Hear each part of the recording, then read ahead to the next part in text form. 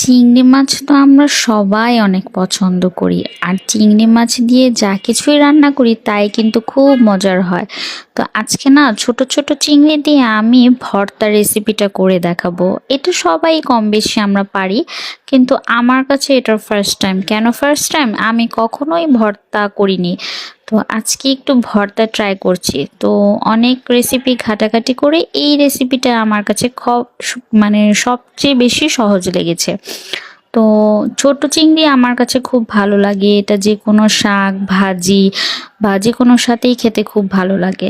তো আজকে একটু ভর্তা করে নেব। তো প্রথমে আমি একটু তেলের মধ্যে পেঁয়াজ রসুন শুকনো মরিচ একদম টেলে নিয়েছি। তারপর চিংড়ি মাছটাকে ভালো করে ধুয়ে আমি পানিটাকে ঝরিয়ে তারপর এখানে আমি চিংড়ি মাছটাও আগে একটু টেলে নিয়েছি। তারপর টেনে নেওয়ার পর এখানে আমি যে ভেজে রেখেছিলাম পেঁয়াজ রসুন শুকনো মরিচ, তো সেগুলো আমি একসাথে করে দিয়ে টেলে নেব, তাহলে এইটার যে স্মেলগুলো আছে একসাথে ছড়িয়ে যাবে। তারপর সুন্দর করে টেলে নেওয়ার পরে আমি পাটার মধ্যে সবগুলো রেখে এটাকে সুন্দর করে আমি হাতের সাহায্যে বেটে নিব। আপনারা চাইলে ব্লেন্ডারে করতে পারেন, কিন্তু পাটায় বেটে নিলে স্বাদটা কিন্তু আরও অনেক বেশি আসে। তো কখনো আমি না ভর্তা করিনি, তো আজকে ফার্স্ট টাইম ভর্তাটা করলাম।